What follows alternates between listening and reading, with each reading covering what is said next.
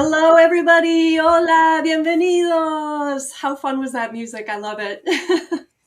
Hello, everybody. Thank you for joining us, Latinx Kidlit Book Festival. I'm very excited to be here with you all today. Before we start, a couple housekeeping items. Number one, please make sure you check the anti-harassment policy in the chat box. Number two, please make sure that you follow us wherever it is that you find us. There's so much good stuff that Latinx Kidlit Book Festival is producing, so you don't want to miss any of it. Number three, big thanks to all the folks behind the scenes that make this happen. They're behind the curtain, they're in the green room, but we need to give them a nice round of applause because they are amazing. Lastly, thanks to all of our sponsors. We would not be able to do any of this without you. With that all said, let's kick it off. My name is Karla Arenas Valenti. I am the author of picture books, the Legendarios chapter book series. I write middle grade novels, including Quetzal's Labyrinth, which comes out today. So I'm very excited to be sharing my pub date with this awesome panel. We've got Sandra Proudman, Cindy Rodriguez, and Jorge Aguirre, who are here to drop knowledge, anecdotes. We'll talk about rejections. We'll give you all some great tips and advice and things that I am very excited to hear and talk about. So I'm actually going to kick it off with a question that I am then going to ask you to add your little elevator pitch to at the end. So the question is, and I'm reading it, so forgive me if I look away. What is one lesson about publishing that you could only have learned by going through this journey? And then after you answer that question, give us an elevator pitch about your latest book. Why don't we start with Cindy? Let me think. One lesson about publishing is that you can become a published writer without having a clue about what you're doing right now or having a single connection in that world, because that was me.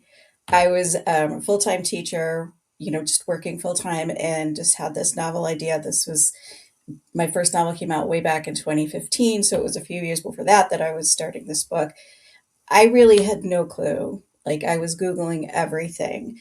I had nobody that was a friend. Like, now, we were just talking before this started. Like, I know that person. Oh, we're friends through this person. I didn't know anybody. I didn't know anything. And I just learned. And so I went to local conferences and, learned about the business and did all that at the same time that I was actually writing that first novel. So please don't think, you could be an engineer, you could be in some other field, but if you have an idea for a book, don't say, well, I can't because I don't know anybody, or I can't because I'm not already in the publishing business somehow. You can. That's something that I've learned by doing it. And I will give you my little elevator pitch for The Fire Serpent Legacy. This is my most recent novel. It just came out in July. And it's about a Brazilian-American tween, Aurelia Braga, who discovers what may be the very last egg of the boitata, which is a mythical Brazilian fire serpent, whose job it is to guard the Amazon rainforest. So she discovers the egg, she takes it to Brazil, it hatches, and now her job is to raise and train the fire serpent to help protect the Amazon. Awesome. Let's move on to Jorge. I'll go in a second. I learned the same thing that you learned because I come from a different field as well. I work in TV animation. And one of the things I learned about and I love about publishing is how you connect directly to your fans. Like you connect directly to the people that read your stuff, your books. You connect with librarians who can talk about people that have read your books or the reaction. And you don't really get that with animation as much, in my case, because my animated work is for much younger audiences, but my books are for older audiences. So it's unique for me, the publishing, and it's something I really enjoy to be able to talk to people. Or once I went to my son's Halloween parade and somebody was dressed as a character from one of our books, and I just love that. It's a lot of fun. Elevator pitch. Okay, so my latest book, which I don't have a copy of. This is the first book in the series. This is Monster Locker, and it's about a kid named Pablo who is a middle grader whose locker is a portal to monster worlds. So in book 1, Aztec Attack, it's a portal to Aztec monsters. And then in book 2, it's a portal to a kitsune, which is a Japanese fox trickster monster. Mm-hmm. It's such a fun series. I'm very excited to read the next book. You. So, okay, Sandra. Oh, I love all those. Well, I'm Sandra Proudman. I'm happy to be here. And I think for me, what I kind of learned that I could only live through is just the waiting game aspect that sometimes publishing is. When I first got started, it was years and years and years ago. And it took me so long in the crewing trenches, and it took me so long on submission. And there was this kind of anxiety that started happening, and the longer it took, the more anxious I became. And now when I'm several books down the road, when I have more books coming up, I look back and I wish I would have just taken that anxiety away by just realizing that sometimes things happen at the perfect time. And sometimes it just takes a while for you to, Cindy and Jorge's point, like to learn, right? And publishing is such a learning industry. It took me so long just to learn how to write a proper query, for example. It took me so long to learn just how to navigate I started off writing dystopian fiction when dystopian just wasn't being acquired, right? And how do you navigate the industry in terms of what they're looking for? And now I feel just so much more secure in what I'm doing, and I know how to navigate it a little bit more, making the right decisions of where I want to take my career. But if I hadn't taken that long road, I feel like I would still have that weight on my shoulders that I don't have as much anymore. And so it has been really nice to have gone through all that angst, and now I'm at a place where I don't have as much angst in what I'm doing. And I feel like that always feels like a joy. And then in terms of elevator pitch, my next book is called The End of Us. It's a dual POV dystopian romance. So you did get back to the dystopian. I did get back to, well, this was a book, I could talk about it. This was a book with the story concept that I wrote like 10, 11 years ago. And I was just waiting for dystopian to come back and come back and come back. And I was keeping my feelers out and my eyes out. And finally I started noticing that some announcements for dystopian was coming back. And I messaged my agent right away and I was like, hey, can we take it out? And voila. And so sometimes, again, waiting pays off, and having that patience. And even if something doesn't work out 10 years ago, it might work out today, which is really exciting. But this story is one that takes place in California, where I'm from. And it follows Jules and Rico, 2 teens who have been surviving in a post-APOC San Francisco. And one of the ways that you survive most lavishly is by getting into this place called the Oasis. One of them wins, Rico wins, and gives his win to Jules. And so they kind of get separated. But lo and behold, Rico finds out that the lottery was actually rigged for him to win. And so it starts off this chain reaction of events. And it's very, 90s dystopia. And so if you have been missing 90s dystopia, The End of Us is coming out in about a month. And I like you've got your dual point of view, so it's nice because you get to see sort of the same narrative, but told obviously from the different perspectives. You queued up my next question beautifully, and I think it's related, so feel free to say I already answered it. But I think when we start our journeys, there's always these myths that we believe about what it's like to be a published author. And then once you're a published author, you're like, oh, yeah, reality doesn't match up with that at all. So you mentioned sort of the time, right? And the 10 years. And I think so often we're like, oh, this person just arrived on the scene, right? This book, they just wrote it and there it is, without realizing, actually, I've been working on this for 10 years. So maybe you can speak to some myths or sort of like where your reality has caught up to what you didn't think it was like that. And the myth is not actually accurate. And I'll go reverse this time. I'll start with Sandra. Yeah, and I think the biggest myth is the whole like if it doesn't happen right away, it's not going to happen, right? And I talk to I'm also a literary agent. I talk to my clients all the time. Like we never shelve like a project, right? We put it on the bench and wait for the perfect time to arise. But I think another myth tends to be, at least for me, you can only write in one genre, or all of your books have to be in the same genre in the same age group.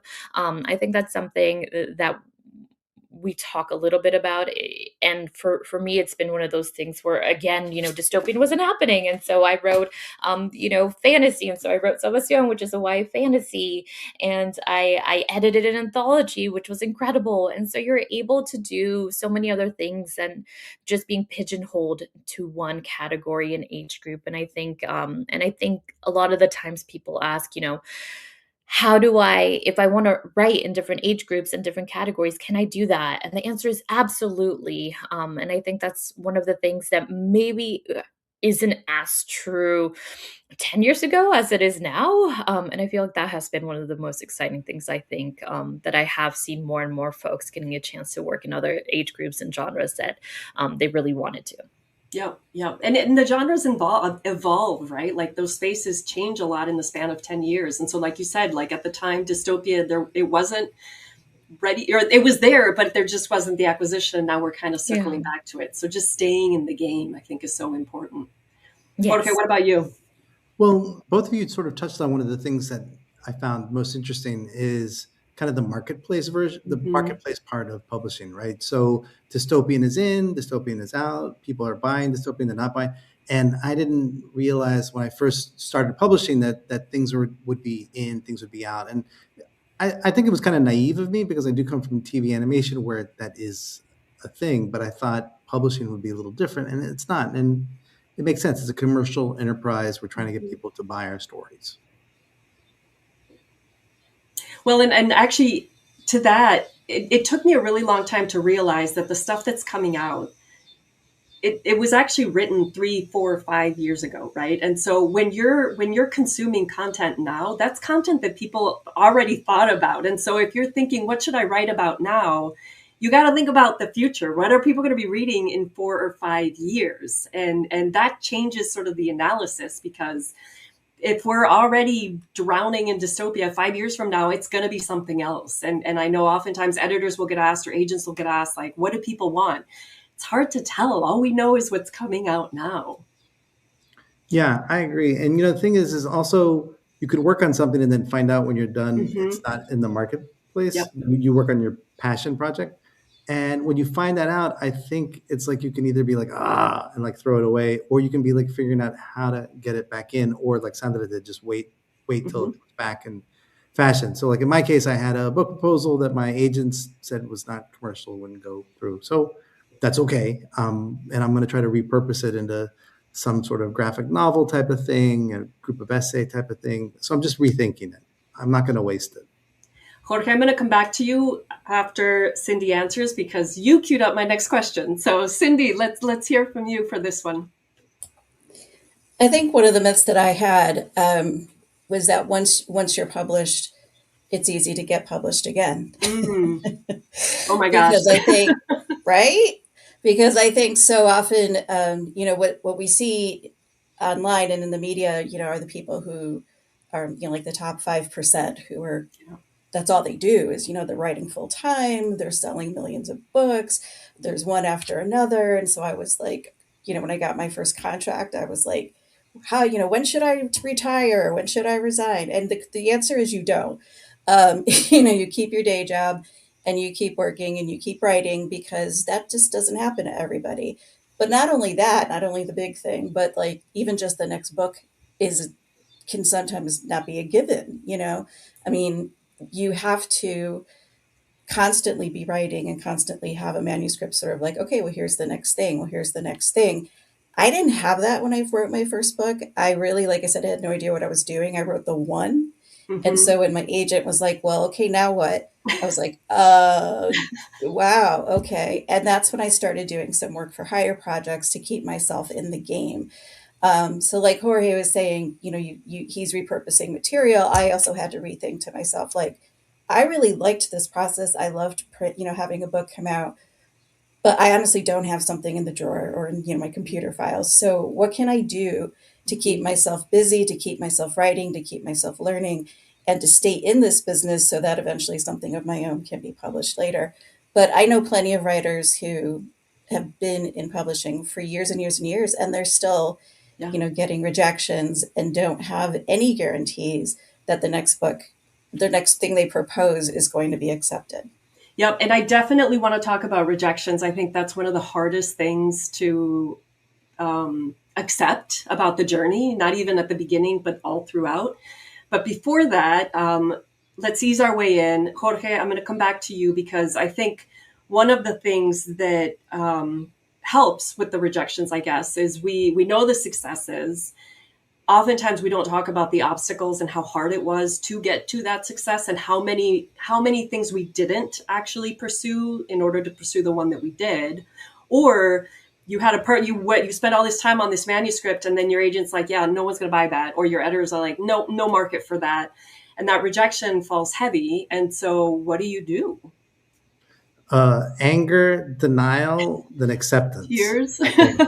Yeah, I mean, so the best example of that would be this book pitch I worked on, and I spent like months and months on it, and I really believed in it, and I was like, this is going to be great, and the agents didn't like it. Yeah.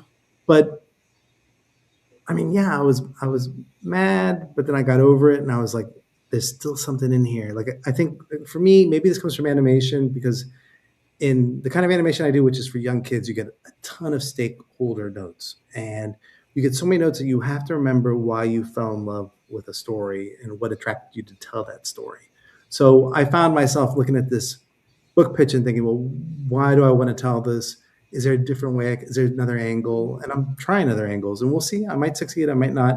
But also, I think it helps not to think that ideas are precious, to be like, well, all right, that one didn't work. I better grab another one out of the drawer. Oh, the drawer is empty. I better start thinking of something new. Yep. And especially because the market is constantly shifting. And so if you've got this thing and it's not the right time, it might be 10 years down the line. One of my previous novels, Lola, I had a similar experience where I wrote it. It took me 10 years, and I got rid of everything. In the end, I was like, the cast is not working. The setting's not working. The plot's not working. The only thing that I like about it is this one core. And so how do I build it back up and really center around that core? And that was the version that won. Right. But it's that you got to the rejection is going to be there. The setback is going to be there, and it either defeats us or we pivot and turn it into something positive. So Sandra, Cindy, do you have any anecdotes you can share to that extent? Yeah, I can jump in, and I'm going to build off of what I was saying before. When my setback was really after that very first novel, and I had nothing else to do. I was like, I don't know what else I'm going to do here. Is when I started, looking into some work for hire options, and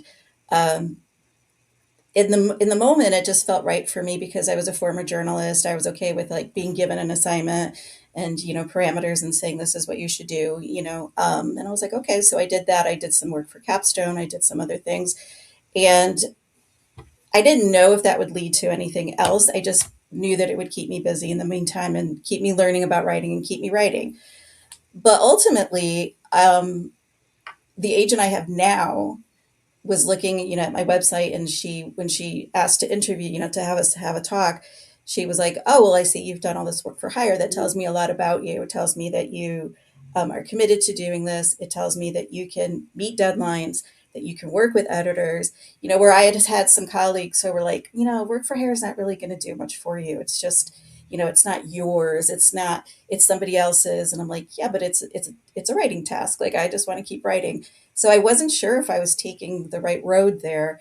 And then, like I said, ultimately my agent was like, no, I liked that about you. I liked that when you didn't have something of yours as a full length novel or something that was ready to go, that you kept working, and that tells me a lot about who you are. So that felt good, that she could see the reasons behind why I took that path. Yeah. Sandra? Yeah, I will add one thing we haven't talked too much about yet is, with Salvacion, it ended up getting pushed back a year.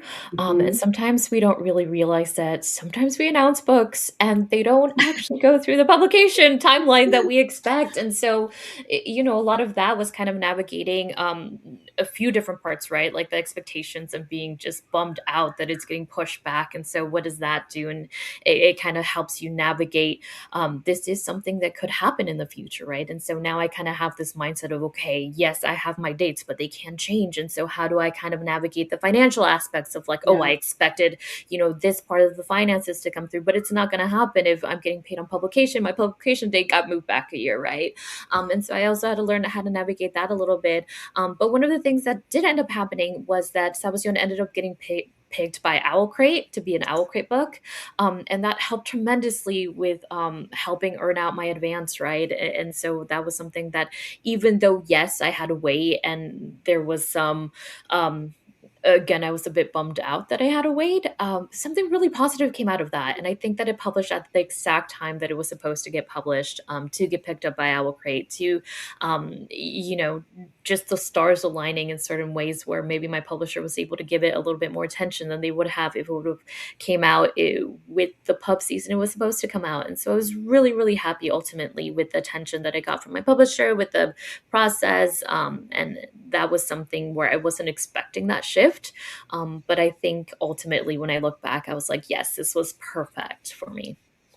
And I think a lot of that speaks to the patience, right? The infinite amount of patience that's required to be successful in this role, not just the writing, but waiting for people to read it and waiting for people to get back to you and waiting for your book to be slotted into the pipeline and then waiting again and again and again. And I think just building up that resilience is really important to the journey. Yeah, Jorge. I feel like patience is a big part, and also confidence, like sort of like believing that this is the path, my idea, this is great, the world needs this idea, and then you have to be able to pivot to humility to be like, all right, I can change my path a little bit, even though I believed in it 110% a second ago. I wish I had the confidence. I'm always like, I start with like, oh, there's a great idea. And then I start writing. I'm like, this is terrible. Nobody's going to read it. Why do I even believe that I have skin in the game? It's such an emotional roller coaster. So on the confidence, I think one of the things that erodes our confidence the most are rejections. So I'm going to put you guys on the spot and ask you, how many rejections did you get in your career that you can think of? And how has your thinking about rejections evolved over the course of your career? I'll start so that I don't intimidate, like you guys don't feel like you have to like pick a number. I stopped counting at 500 rejections. And I know I read an article about Kate DiCamillo. She stopped counting at 350, and we all know she is a genius. And so I'm in good company with my 500. Let's see, who am I going to pick on first? I'm going to go with Jorge. I mean, okay, all right. So with my animation work, too many to count. Like so many, just you know how like a mouse in a cat's mouth just goes gets whacked around. That's what the TV business is like. Now, for me, for publishing, I do graphic novels, and we did sell the very first book we went out with, but we did a lot of prep work before, so I thought it would always be that easy. And then after that, my rejections have been a little bit. Definitely under 20, but I'm getting there. I'm picking them up. You're working your way up to 500. Is that what you're Exactly. saying? Yes. I'll catch up to you soon enough. All right. But in the animation work, I've tripled you. I've just been, beaten around. Yeah. And I think that counts because I think ultimately what we're doing when we're owning these rejections is being comfortable sitting in that space and knowing how to not take it personally, but understand it's a business. We're in a business, and people might not want what we're selling because it's not the right time. It's not for them. They have something very similar. To just be able to not take it personally, I think that is pretty game changing in terms of leveling up to your success. Sandra, what about you? So I'll admit I don't keep count anymore, but I did like when I was first querying, I had it in my mind like I won't stop querying this project until I get to like 100 query rejections. And so I think the first book that I queried, which isn't one that I will probably ever get published, was about 100. But I will say, like, again, to everybody's point, like, you can still be published and still get rejected. Like, there are definitely Yeah. manuscripts where I have had to bench them. And there are things, I think, to Jorge's point is like, yes, you're benching them, but I always have the mindset of like going back to them and reworking them and seeing like what I can tinker with in order to get them back out. Because some of them, sometimes you do only send to maybe 20 editors, and half of those editors leave 5 years later, and you can kind of resend to those imprints. And so I kind of feel like everything comes in little waves. And so there are manuscripts that I still want to go back and reapproach and see if I can rework them a little bit. And see if I can get into like other genres too, something that I've gotten rejected for. Like YA is kind of like my space, but I do also want to do like picture books and middle grade. And so that's kind of what I'm tinkering with every now and then. And so I would say the bulk of my rejections tend to be in other age groups at the moment. But it's something, but I will also say like rejections always kind of like are the worst. Rejections like never get easy. They always hurt. Like they never get easy. And sometimes like rejections, some of them will like not hurt at all, and you'll just be like, oh, that's okay. And then some of them will. And I will say like any type of process that you have is okay. And just learning that everybody gets rejected, I think is also important.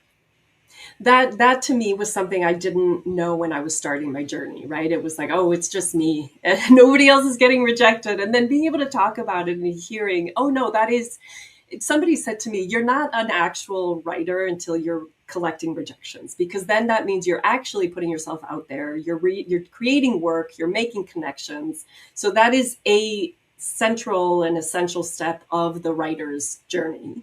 Not something to be afraid of, but sort of something to embrace and be like, okay, we're going to keep hustling and keep working to make this move forward. And I will just quickly add that one of the things that I did note too, even though I got rejected by certain editors, they kind of learn your style too, right? And then you kind of build a list of folks that you want to work with. For example, like my editor for Salvacion was somebody who I really wanted to work with, and I had said work previously, but that work had been rejected. And then finally I got this project. And likewise with some of the other projects I have, it's just sometimes a matter of time if you really want to work with an editor. And even if that editor says no to XYZ project, even if it's several projects. Like I have one editor who I'm working with for Chat and Hearts, which is going to be one of the books that comes out next year. It's like no with my family. I'm just like, this person, I really want to work with her, but she has rejected me so many times, and now I finally get to work with her. And so that's awesome. Sometimes doesn't mean like a final no, which is really wonderful. Yay for perseverance. All right, Cindy, what about you? I also have, I don't think I ever kept track officially, but I would say there were multiple spreadsheets on my computer related to different stages of my career and different projects. And for anyone who's watching that is, pre-published, just realize, rejection comes at every single level, right? So you're sending out queries to find an agent, you're getting dozens and dozens of rejections before you find that one, right? And then your agent, as Jorge was saying earlier, can say no. Mike, I've sent things to my agent, and she might say it's not ready yet, or it's just not. There's not a market for this right now. This isn't the type of picture book they're looking for. Okay, so she still wants to champion my work, but this isn't the one. All right, but that's technically like a rejection. It's a no, right? For sure. And then it could be at the editor level, where she's pitching things to an editor and the editor is saying no.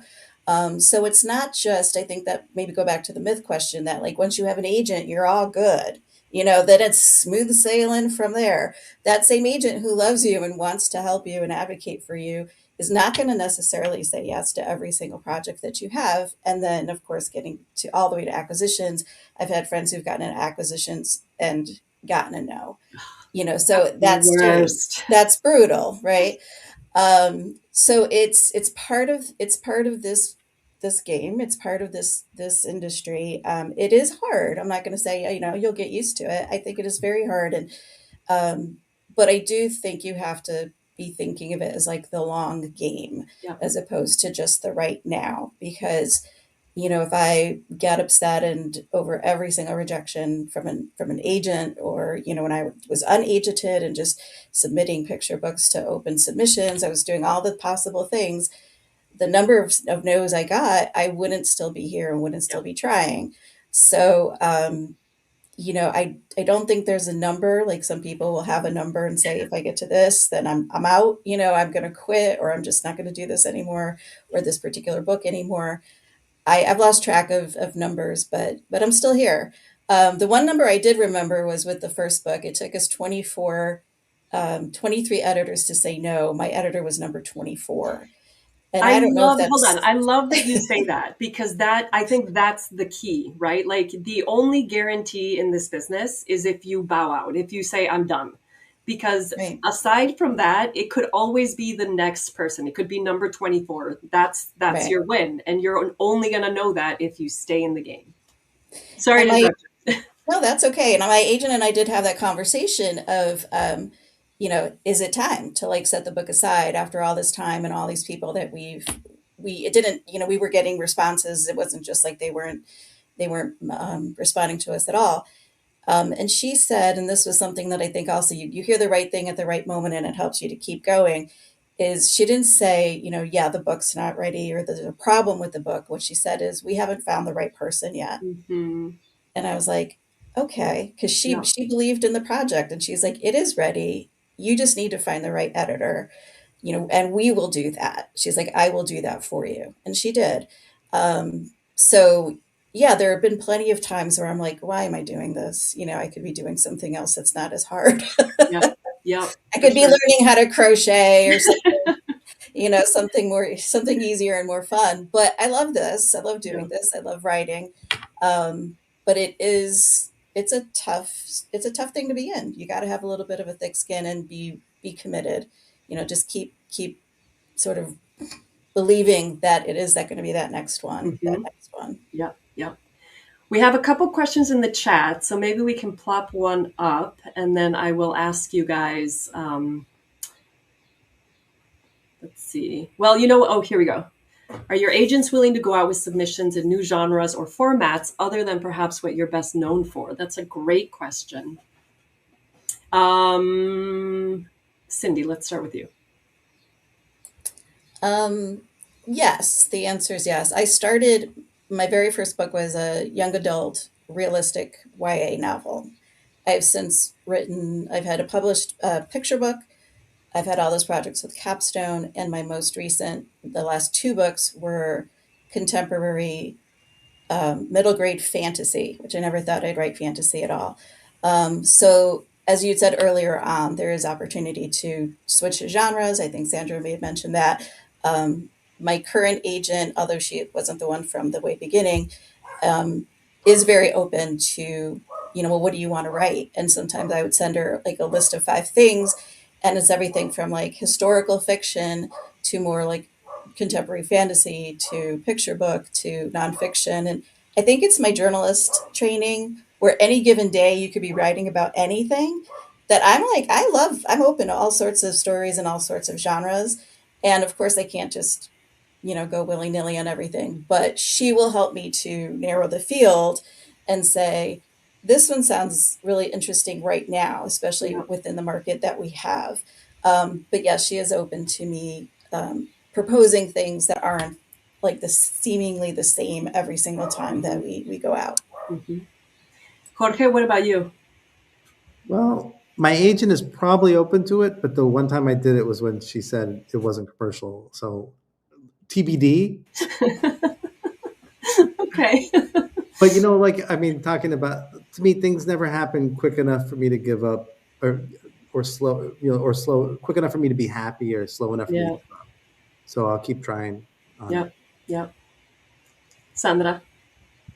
Yeah, and my agent's definitely open, especially, again, in YA, I'm doing fantasy, I'm doing dystopian, I'm doing my first contemporary rom-com comes out next June, which is really exciting, and I'll be doing more fantasy and horror months and all the things. But I will say there are some agents who specialize in certain age groups, and so my agent really loves doing adult and YA, and then I do also have another agent that I work with at my agency that represents me for picture books. Mm-hmm. And so sometimes an agent will kind of recognize that they don't necessarily want to be doing everything. And then they'll have a realistic conversation with you about, okay, you can either go, maybe there's somebody within the agency that we can connect you with, and they'll represent that subset of work. Or sometimes you will go out and find another agent at a different agency to represent you for that work as well. And I think you're making a really good point about agents, because an agent is a business partner, right? I had a couple agents before I landed where I did, and I learned a lot from those experiences. And I think the main takeaway was your agent is a business partner for you. You're not beholden to them. You don't owe them anything. They don't owe you anything. And if the relationship is not working out, that's okay. It is okay to say we're not serving each other best. And so there are, like, the way the agent works, they're developing their relationships, they're connecting with editors. And to your point, like, an agent might not love the genre that you want to do, goth romance, right? So, hey, that's not my thing, right? So I will help you find somebody else. And you need to be able to have those honest conversations to really make sure that you're taking your career where you want it to go. All right, I have another question for you guys. I think rejections are very hard to navigate and deal with, and so is feedback. So there's a two-part question. Part one, how do you distinguish between feedback that you should listen to and feedback that you should ignore? So feedback you should listen to is good feedback. That's part one. Part two, how do you decide which good feedback to actually take and which good feedback to ignore? I'm going to start with Jorge. So I think, and again, remember, I come from animation where you have a bunch of stakeholders. So I think you should listen to every piece of feedback. Listen to it. You don't have to take it, but you have to listen to it, think about it, and decide if it makes your story stronger or weaker. For me, I always think like notes either make something better, worse, or just different. Mm-hmm. If it makes it better, then you take the note. And if it just makes it different or worse, you don't. Mm-hmm. Because you know what, on the point about difference, I think that's interesting. Oftentimes people will give feedback, and the feedback isn't, let me help you make your story better. It's, let me help you tell the story I want you to be telling. And so all of a sudden, it's a different story. And we need to be able to distinguish, like, is this legitimately trying to help me achieve my objective? Or are you asking me to write you this story that you want to read?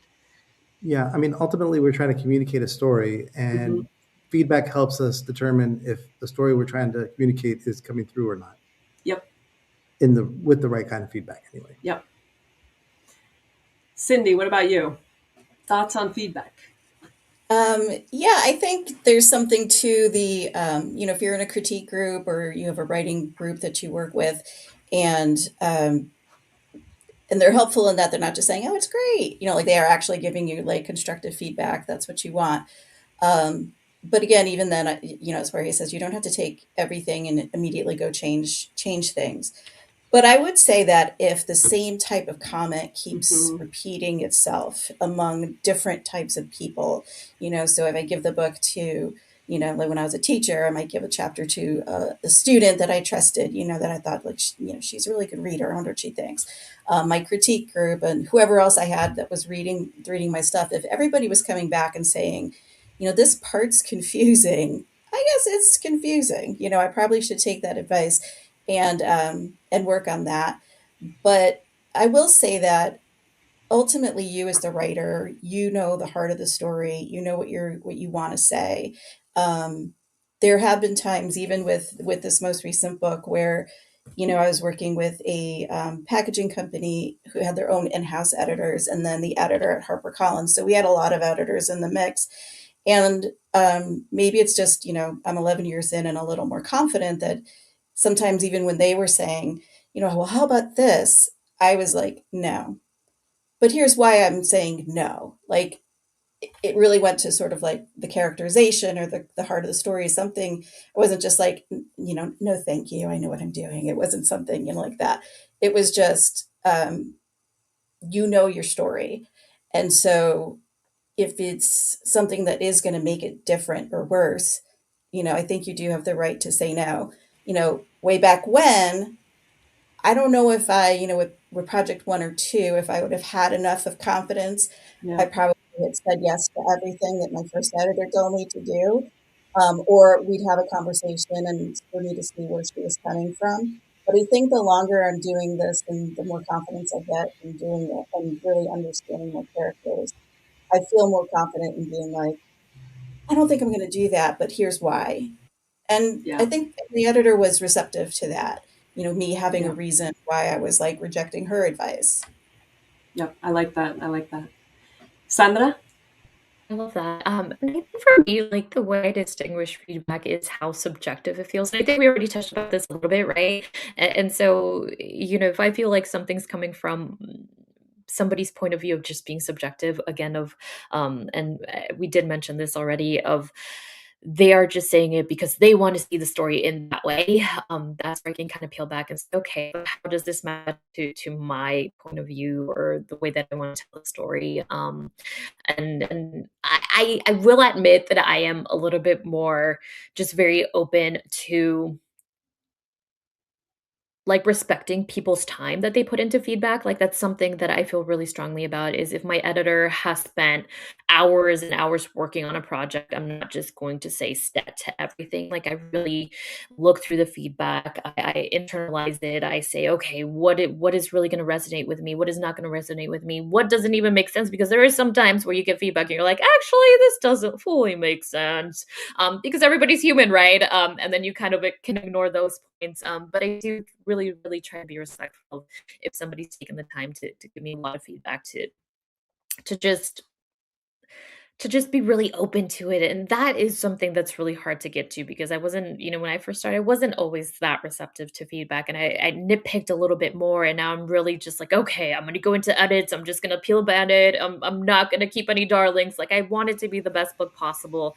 And so how do I make that happen where it's melding my point of view with my editor's point of view?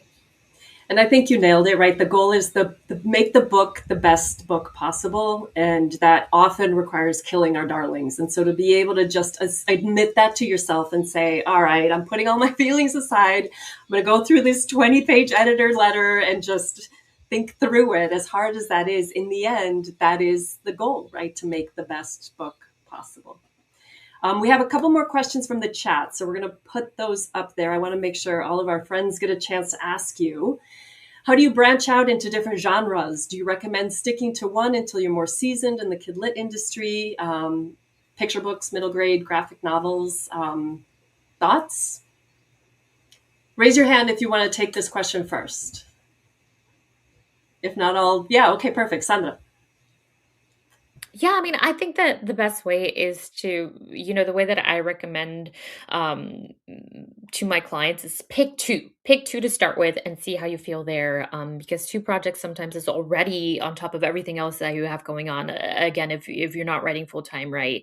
2 projects might be a good amount to juggle. And so pick 2 age groups and genres that you really, really love.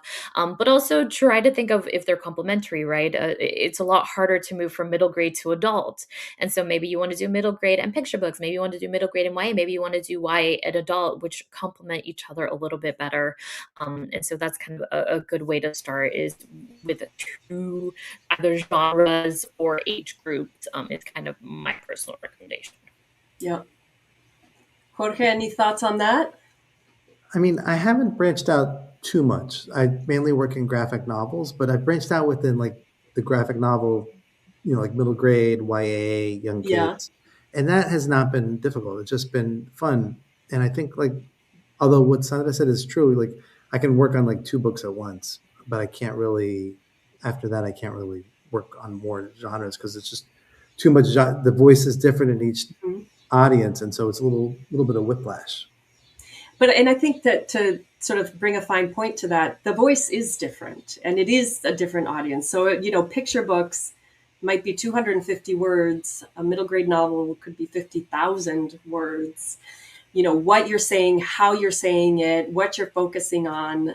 It's going to be super different. So read a lot in that genre and make sure you understand the voice, make sure you understand the cadence and the rhythm of the words. It's not just the story itself that's being told. I'm curious, Jorge, how was it shifting over from animation to the graphic novels? Well, it was weird for 2 reasons. One, that my animation work is primarily preschool. So like PBS Kids, like a show called Alma's Way was the show I just finished or just wrapped up. I got my start in Dora the Explorer. It's a different set of stories, different set of vocabulary, different pacing. So it was completely different for the graphic novels. But structurally, it's kind of the same. I mean, structurally, it's the 3-act structure, and it follows that. Even in the preschool level, we try to do that. So from that, structurally, it was not that different, but tonally, it was completely different. Yeah, that's interesting. And it is like structurally, you could have a picture book. You still have your beginning, middle, end, right? Even though you're like compressing it all into this teeny tiny little book, you still have the same exact, regardless of how many words you're plopping in there. Yeah, and like I wrote a YA graphic novel called Call Me Iggy, and I remember like they didn't end up kissing, but I was like, oh, I can actually have them kiss in this book. 'Cause I was like, oh, because it hints at a romance, but doesn't really go. Yeah, that's funny. And I was like, oh. Cindy, what about you? Thoughts on this question? Yeah, I'm going to echo what you said earlier, just that if you are going to try a new genre, you really have to spend your time reading and researching that particular genre because it is different. It is different. For example, my first novel was YA, but I haven't written a YA since 2015. It's a whole different world out there. So if I ever wanted to do like a YA novel now, I'd have to read all of the newer people who are writing and understand the market. My feel where my heart is really more in middle school because I was a middle school teacher for 22 years and I just really love middle grade stories. But I do like picture books. I've only had one published, but I'm always tinkering with new ideas. For me, I probably would stay within that range, and it's almost for me like I need to switch my brain back and forth sometimes from between the short and a longer project. So writing a novel and going through the multiple rounds of editing, making it to the finish line, it's wonderful, but then it's exhausting, and so some people can just be like, boom, boom, boom, they get right back up and do it again. I tend to be like, okay, before I sit down and do another, 200-300 page book or whatever, maybe write a few ideas down about, picture books. Yeah. It's almost like a palate cleanser for me. Like writing short has its own lessons, in terms of like word choice and rhythm and all of that. So I'm still exercising my writing muscles, but it allows me to not feel like it's like you're running a marathon and then you get up the very next day to run another marathon. I just can't do it. So I usually will take a break and then like try a little bit in the middle in the picture book. And then when I'm ready with a bigger idea, I'll go back to the novel form. Yep. Love it. I think we have time for another couple questions. So we have another audience question coming up for you guys. What part of getting published had the least to do with writing talent and the most to do with something else? That's a great question. Actually, that was one of my questions. So thank you for taking that. Let's see. Sandra, how about you kick us off this time? Yeah, I can talk about, Relit, which is the anthology that I edited. I feel like Relit really happened. Relit was the first project that I had published even before something full length. And I think it really only happened because of my social media presence and because even though I hadn't had anything published, I was really open to building that community. And a lot of people knew me, even if I didn't have, something coming out, they knew who I was. And so I was able to reach out to, David Bowles and Soraya Cordova and Raquel Vasquez Gilliland and Dori Maldonado put together a really amazing list of authors just because of my social media presence. So I will say sometimes things do happen because of that. And I am an advocate of social media because I have had success from it. So that was a good example I think I can give. Cindy? I'm on social media, but I'm often like, you can see the gray hair. Like I'm often like turning to my 19-year-old daughter to be like, how does this thing work on Instagram? I don't get it. So I'm not like, by any means like a social media, influencer. I do have a presence there. I don't think that my social media had anything to do with me getting my projects, to be honest with you. Although as the years go on, I do think having a history played an important part. So like the fact that, like I'm 10 books in, when you're at like 1 or 2 books, it's a little bit, perhaps you're working a little harder, you're posting a little more, you're trying to get a little more attention. Now I do have followers, but that's not anything significant. But I do have like a core group of people that seem to interact with me. I also think the other thing that's helped me along the way is just being open to opportunities and being open generally. Like, I'm like an ambivert. So when I do go to the conferences, I'm like, hey. When I get home, I'm a little more of an introvert and process everything. But I think putting myself out there in those situations definitely helped long term. Because again, it's like, when Sandra was saying like this happened at the right time because of this person and my continual, like you just keep sort of working at things. So like I'd meet people at a conference and then, I'd see them someplace else and then they'd say, hey, are you interested in doing any freelance work, in the summer while, when you're off during the summer vacation when I was teaching? Sure. What does this freelance work entail? And then that would lead to other possibilities. Even the 2 books that I just did, this is was done by Cake Creative, which is a packaging company owned by Danielle Clayton. Danielle and I were in the same debut class.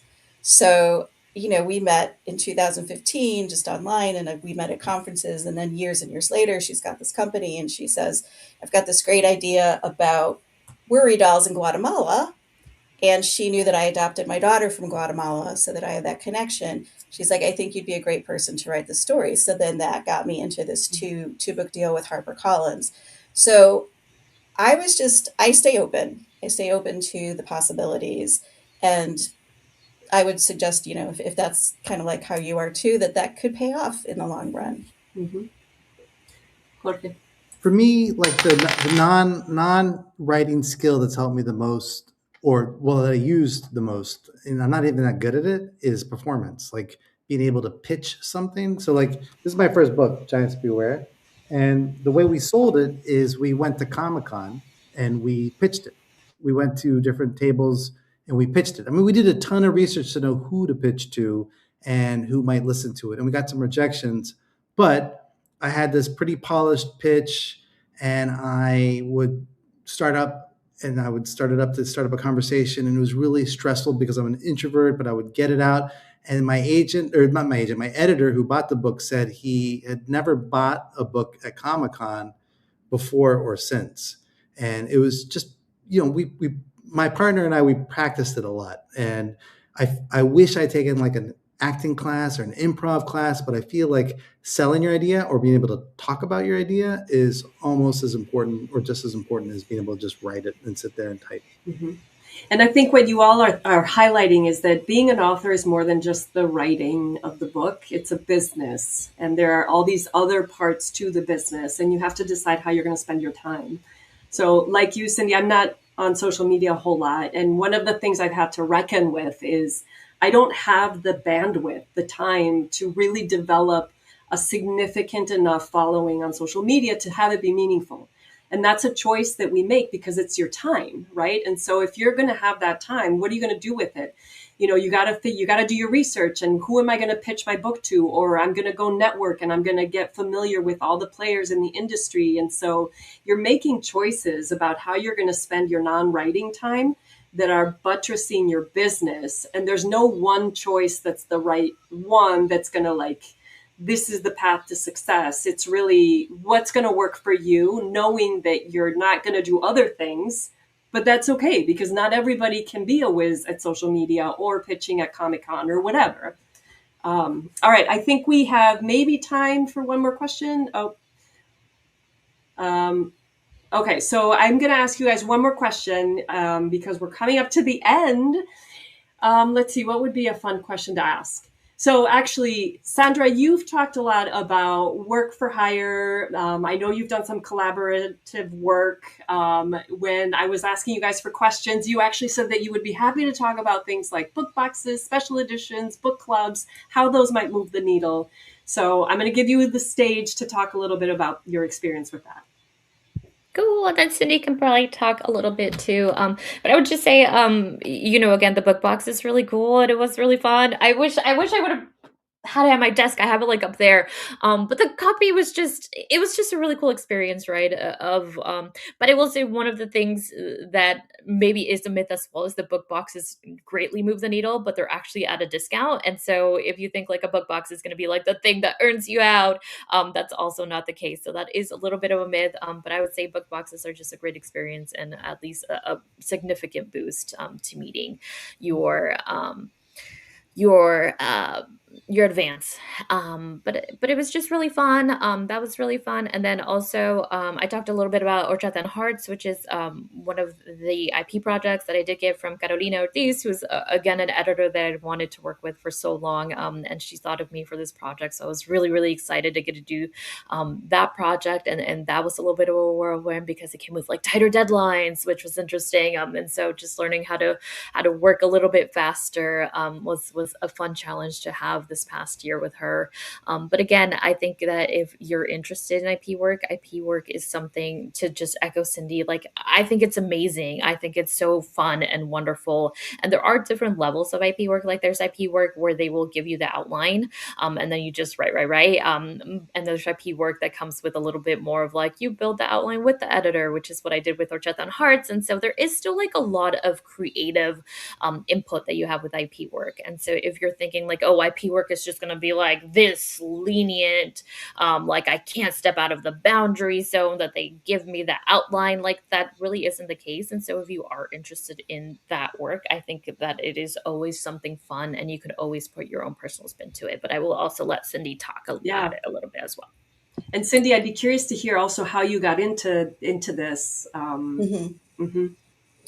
Yeah, real quickly, like I said, when my first novel after came out, I had nothing else going on. So I started sort of just looking around for IP possibilities, and I came across someone from Capstone who was actually posted that they were looking for writers for a particular project. And I just sent in my stuff, and she very quickly, reviewed my work and turned it around. And this was the first one that I did for them. It's a Jake Maddox book. It's one of these series where there's no real Jake Maddox. They hire somebody, a different writer for everything, for every book to keep the series going. And kind of like, the Babysitter's Club and those other ones that we realize there's no real person who has that name, right? So I knew nothing about volleyball, but I said, sure, why not? And there were very few requirements. It had to be a certain number of words because it's a high-low, they target students who are, who are reluctant readers. So it had to be short, and it had to be a certain level like of readability, and it had to be about a sport and one other issue. That other issue I could come up with myself. So they chose the sport because they have like a schedule of different sports that they want to get to. But I created the outline. Once it got approved, I did all the first draft, the back and forth. It was very much like a traditional project, other than I didn't own the copyright. So I would agree with Sandra that you do have, at least my experience has been so far, especially with Kate Creative, that was also very much a collaborative experience, with Danielle's company. And she'd say, this is the idea. They came up with an outline, but that outline looked nothing like the final book. So during the course of the writing, I was very much the person who was creating, the details of the character and the plot and everything else. And even, they were there to provide input if needed. But there were other times when they would say like, well, you can decide that, like, it's your story. So even though, again, it's IP work, I feel like my heart and soul really did go into the book. And it kind of, like, be a little hurtful when some people would say, like, well, IP doesn't really count, in a way, like, it doesn't really count towards, like, what you're producing. And I'm like, well, it did really feel like it counted when I was spending all those weekends, at my desk writing and creating these beautiful characters. So I think that if you're open to work for hire IP, to either to learn something new, try a different genre, just keep in the game. I think there are a lot of opportunities out there, and I would definitely say go for it. Wonderful. You guys have been amazing. I am sad because we are up on time, but thank you so much for sharing this hour with us. Thank you to everybody who participated and submitted questions. Please go and support all of our authors. Their books are coming out. They have lots of books out there. Put them in your libraries, put them on your bookshelves, and enjoy the rest of Latinx Kidlit Book Festival. Thank you, everybody. Thank you. Thank you, everybody.